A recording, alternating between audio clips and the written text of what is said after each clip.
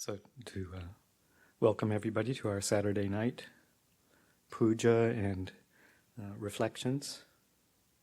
Good time to unplug from the various engagements in the world, both figuratively and literally, to unplug ourselves from our devices, turn off the phones, turn off the watches, all the ways that we get ourselves distracted and involved in the world, just to set things aside for the time being, just to be with the present moment here, in communion with each other. I was listening to a talk of Ajahn Sucitto's the other day, and among various topics that he was reflecting on, he brought up the terms bhava and bhavana as coming from the same root, but with some different meanings, different inflections. Bhava being a word often translated as being or becoming, which is a word, the becoming translation is one that I tend to appreciate, versus bhavana, which is the word that's often used for cultivation, like mental cultivation of the cultivation of the practice. Bhava being usually what it is that we're involved with in our daily activities and our regular mind state. Bhava becoming as controlled by the forces of desire and aversion and confusion. This constant process of becoming. Always moving into something, moving into some new experience, driven by the wish to get something pleasant or to get away from something unpleasant, or just being generally confused, getting lost in the world of appearances. Always striving to move into something new, a new experience, to get born into a new world. Bhava. And bhavana, cultivation, being a similar process of fabrication, creation, but with skillful intentions and with skillful means informing it. So bhavana, in the cultivation sense of the word, is developing the paramis, the foundations of our practice, all the factors of the path. That lead one into being able to relinquish the bhava process, the process of becoming when it's informed by the processes of greed, hatred, and delusion. So, important distinction to be made in this process. What do we want to cultivate? We want to cultivate these very useful, very supportive mind states in order to let go of the unskillful ones. We want to cultivate the skillful, the wholesome, in the form of right effort, and abandon the unskillful, the unwholesome tendencies that we have. There's a kind of a framework of the teaching that the Buddha offers as a framework for this process of mental cultivation, the teaching or the reflection on the four bases of success that serves as a framework for how we can hold this process of mental cultivation. Many of you are familiar with that, the four stages of engagement in any kind of activity, contemplative activity that we use. It's a teaching that the Buddha offered mostly in the scriptures as a way of developing certain mental powers of concentration and the development of certain qualities of psychic abilities, psychic powers, the full development of citta in that aspect. But has been applied and used in the teachings of the Thai forest tradition in a much more broad sense for establishing a template or a basis for success in any kind of Dhamma activity, cultivation. And the 4 stages being Chanda, Virya, Chitta, Vimamsa. Chanda being the first stage of inspiration, wholesome desire to take up a practice, to take up a training. Virya, energy. Chitta, application of mind in this sense. And Vimamsa, the reviewing process. But it begins with this inspiration, this desire, this beginning of the waking up process that comes to people in many different ways. Sometimes there's just this natural inclination for exploration of how is it that I'm living my life? What is it that I'm doing? Why am I doing what I'm doing? What's this all about? I find myself caught in this whirlwind of activity, and sometimes I wonder how fruitful it is.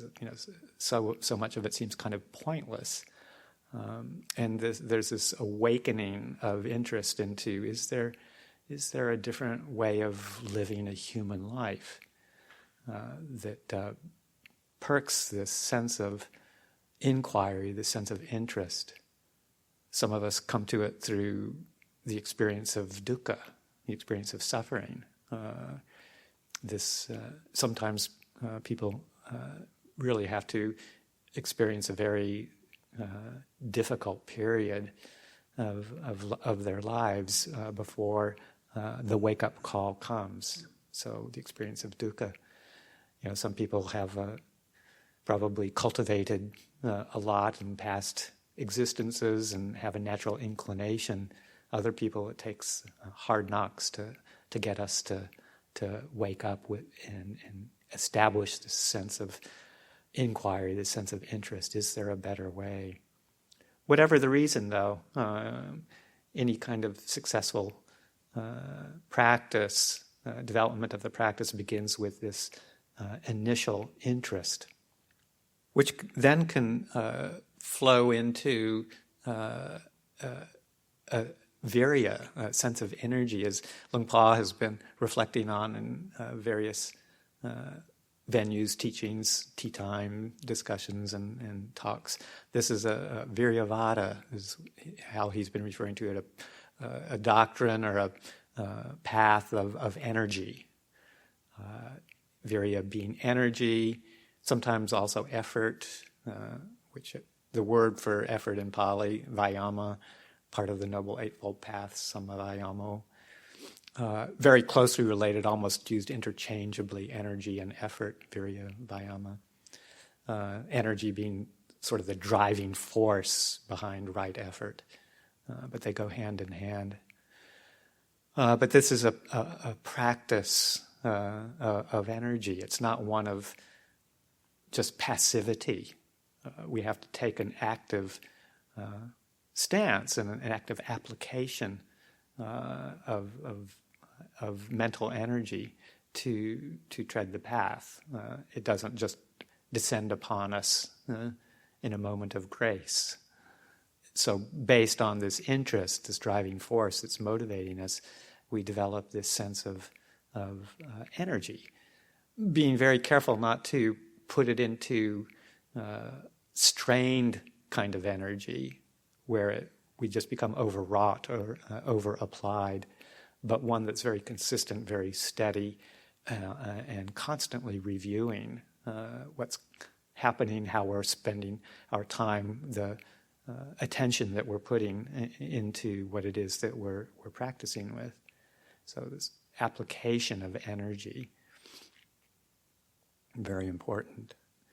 As a motivating force to then pick up some sort of investigation, the chitta aspect of the 4 bases, the application of mind to some contemplation, some bhavana that will lead us in the direction that we're looking to go.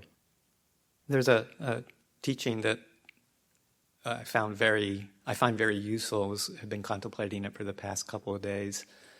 again, it was Ajahn Suchito referenced it in the talk that I was listening to. And it's a lovely a lovely progression of reflections that take us all the way from an initial interest or initial application of one aspect of the practice through to its fruition. And the past several months, starting with the beginning of winter retreat and up through even this month, a lot of the reflections, teachings that we've been offering, particularly spearheaded by Ajahn Yaniko's interest in returning to the basics, going back to basics in the practice, really emphasizing the fundamentals, particularly emphasizing the development of sila, and not to dismiss that in any way whatsoever as a foundation that you kind of establish and then you move on from it. But as a fully developing the parami, the perfection of sila, the purification of sila, the purification of virtue, is not just a fundamental, but it can serve as the basis for a comprehensive path to liberation. And this particular teaching that I've been thinking and referring to in my practice starts with the practice, the sila, the aspect of sila. And the Buddha says, for one who has developed sila, developed virtue, there's no need for a volitional development or a volitional impulse to then realize the quality of non-regret, because non-regret naturally arises from a virtuous person, a virtuous frame of mind. For one who follows virtue, this quality of non-regret naturally arises. No need for making it a specific volitional motivation. And similarly on through a number of other qualities. For one who has experiencing non-regret, there is no need for a volition to experience the quality of pamoja, of gladness, of easefulness of mind to emerge. Pamoja or gladness, ease of mind, naturally results from the non-regret, the quality of non-regret. And similarly, with the quality of gladness, one need not have a volitional exertion to realize the quality of piti, sometimes translated as rapture. For myself, I experience it not quite so grand as say the quality of rapture, but as a sense of delight and involvement with attention, close attention to, so enwrapped. It might be a good word for piti, but the sense of delight that comes from the gladness of mind.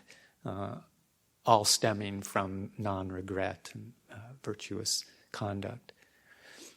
So this sense of delight that then naturally also, without necessarily having to exert a volitional impulse, naturally results in a sense of settledness, passaddhi, tranquility, that this process naturally moves into that sense of beginning to be gathered and composed, and just a much more settled, less bouncy kind of quality that then naturally evolves into sukha, or a sense of happiness, contentment, pleasure, a very pleasurable ease of body and mind that then without the need for a volitional, without intention, to slowly expand and evolve into samadhi.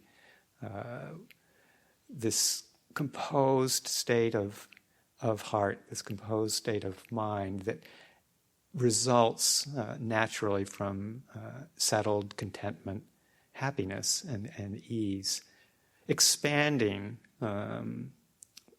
rather than contracting, say, onto there's not like all of a sudden a reversal of the quality of mind to a very narrow focus. It's this continuing moving into and widening into a very still, collected, clear, knowing quality of samadhi that's based on this well-being. And that serves as a basis for the moving into more of a contemplative, insightful reflection that results in knowledge and awareness of the way things are, which is so fundamental to the development of the insight into anicca, dukkha, anatta, this clarity of mind that will see all the activities of the body and the mind in a very different light than how we usually are involved with it. And that naturally unfolds into a sense of disenchantment and dispassion, the turning away from the illusionary aspects of how we usually live our lives. Now that we're able to see clearly, there becomes just a growing disenchantment, dispassion for the way we've been involved in the world, and then naturally culminating in the release of liberation. So I always appreciate this very natural flow, this gradual widening of these experiences based on each other, but starting from the basis in this example of just virtuous conduct. And when you're reflecting on this, when I've been reflecting on this, it's also really important not to try and rush this kind of opening, that it's based on not a strained kind of effort, not a strained kind of energy, virya, but one that's a very gentle but persistent application of energy. So to linger with these stages or steps, or this gradual deepening, to linger along the way and not to feel like it needs to be rushed. So with this example of using virtue, sila, as the basis, not just to blithely say, okay, yeah, well, I follow the precepts. I've been acting in harmless ways, not speaking in harmful ways, not acting in harmful ways, so yeah, let's go straight to samadhi, breathing, concentration. Really get into the nitty-gritty of it so that I can get a real concentrated mind and then let go into nibbana. But it just doesn't happen that way, at least for most of us. To step back and take it very gently and organically, and to linger with the recollection of what does it feel like? What is it really like to live a virtuous life? What does it feel like not to take life of any living being? What's the sense that arises in the heart on a real deep feeling level, or the aspect of being considerate of others in terms of how we deal with possessions, not taking things that aren't ours, and not taking advantage of people in a sensual way, not deceiving people for our own gain or for any reason. What does that feel like when I do that? And just to linger in that, not to dismiss it as just sort of a thing that I have to do, a set of rules or codes of behavior that I need to adhere to, but to really see the effects of that. And just be happy to be with that sense of well-being that comes through reflecting on the goodness that arises in the world from simply following these 5 precepts. The harmlessness that comes from that, the gentleness, the kindness, the safety that people feel when they're in your presence and they know that they are safe with you in your presence. When people come to the monastery, they feel that very strongly as a very strong sense of security, of fearlessness that comes from people who are following precepts. And the relaxation, the ease of mind that comes from that. So dwell with that. Think about that. Make that an active cultivation, and just stay with that as long as that feeling persists. Be with that, and let it evolve into that sense of non-regret. Let it open into that rather than having to push oneself into that recollection. And stay with that, linger with that. What does it feel like not to have any remorse? Not to have the mind going back and constantly regretting things that it's done out of carelessness. Sometimes those will arise anyway from past memories, but not to make a meal out of it, but to reflect on the current presence of sila and the non-regret that comes from that. And how that moves into a sense of ease, delight, lingering each step of the way, this kind of settledness and tranquility of mind, the contentment, well-being that comes from that. Just to be content with staying with that, no need to go anywhere else. And let it evolve, settle into this collected state of mind, this deepening composure that is content with just staying right there. The aspect of samadhi that's this kind of unwavering quality. The more it deepens, the more steady it becomes. And there's just no impulse arising to move into something else. The bhavana is moving into letting go of the bhava, the impulse to become, the impulse to move into something else starts to settle down in a very natural way.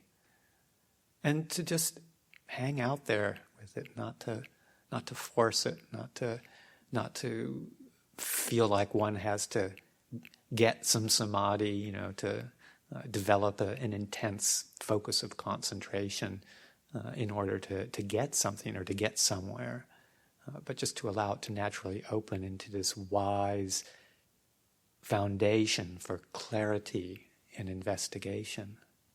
And then allowing that reference point to slowly shift to this investigation of this body and this mind. Slowly turn the attention gently towards that contemplation of this body and the characteristics of transience, the characteristic of uncontrollability. This body is moving in its own particular trajectory. It's got its own independent life. It has its various functions, its different ways of biology and genetics, and it's following its own course. We don't need to try and take control or worry that we don't have control. It's just a natural aspect. This body has its own intelligence. So to use this easefulness, broad, open awareness quality of mind to gently look at what it is that we naturally assume to be ours, starting with the body. The Buddha has a really pithy teaching where he says, Bhikkhus, abandon that which isn't yours. What is it that isn't yours? The body, form, is not yours. Abandon it. Feeling isn't yours. Abandon it. Perceptions aren't yours. Abandon them. Mental formations, thoughts, volitions aren't yours. Abandon them. Consciousness, sense consciousness isn't yours. Abandon it. Whatever it is that isn't yours, let it go. Relinquish it. So investigating in this clarity of mind comes naturally as we turn our attention towards the qualities of body and mind that are arising in any one moment, in this quiet state of alertness, attention. We investigate very carefully everything as it arises, as it passes away, and realize that there's no ultimate me who's in charge, who's in control.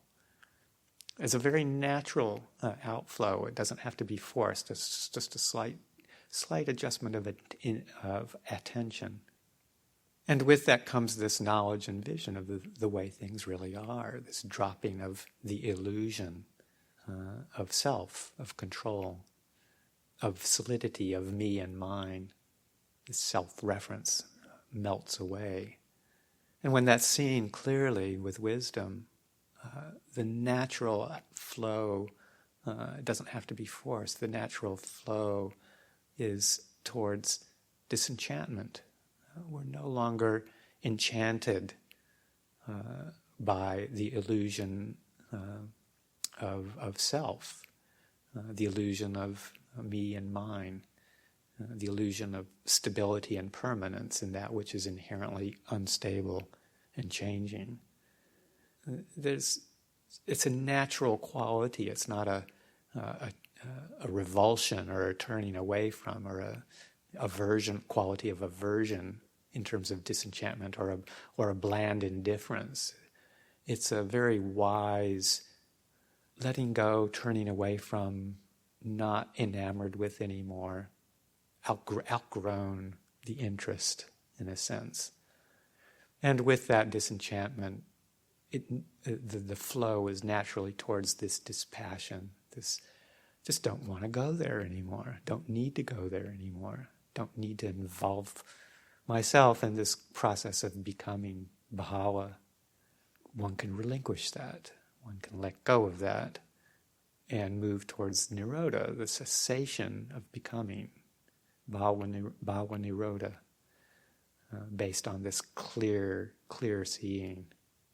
And then that allows one to eventually move into full and total knowledge and vision of liberation, complete liberation when the process is completed, which of course takes a lot of bhavana, a lot of mental cultivation over time.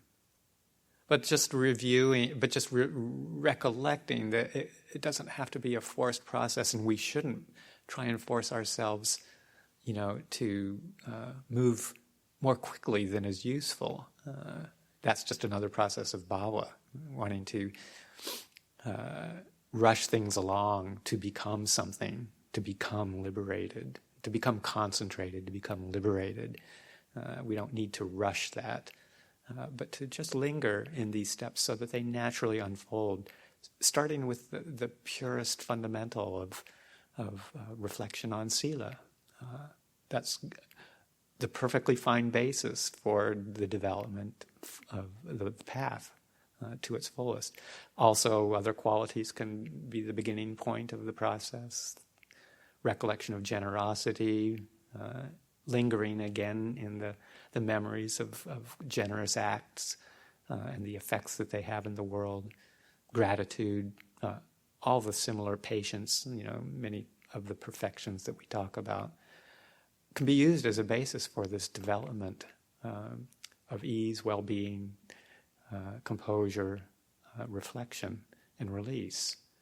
All of them can be used as a basis in our practice.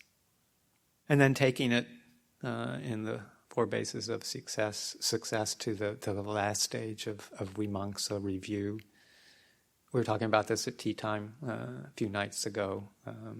someone brought up a question of, what practices, what techniques are you teaching these days? You practicing and teaching, and talked a little bit about that, but really moved more back towards this importance of seeing for oneself, and the process of reviewing whatever it is that you're doing and seeing how it works.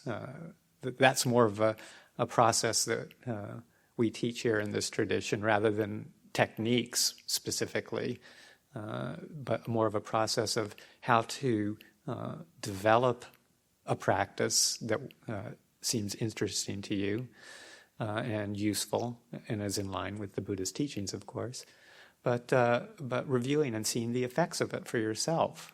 Then you become your own teacher if you develop this ability to evaluate the effects. So with something like what I've just described that I've been working with recently, the setting back and saying, okay, well, when I take the time to dwell with this reflection, when I take the time to really sink into and linger with the internal effects of sila, of virtue, and let that flow through its natural process, what's the result of that? Is it resulting in wholesome states of mind? And so far, I'm glad to say that yes, that has resulted in a very deep and useful state of mind, contemplation, and to just really let that be its own reinforcement. So you have to do that with anything that you pick up as a contemplative strategy. Always, after you've spent some time with it, say, okay, well, how's that working? And then that serves as a reinforcement. Or maybe you've picked up something in a slightly the wrong way, or you've applied it in a way that's not useful, and you learn from that too. So the quality of vimamsa is important in any successful endeavor of bhavana, mental cultivation. So I just found that instruction very useful, the differentiation between bhava and bhavana, and how this mental cultivation helps upend the constant process of becoming based on obstructive states of mind, and turns it into a real useful, gentle, but very steady, very consistent application of energy in an unstrained but very directed way, using even the most fundamental parts of the practice as the basis for that development. So I think I'll just leave it there for tonight's reflection.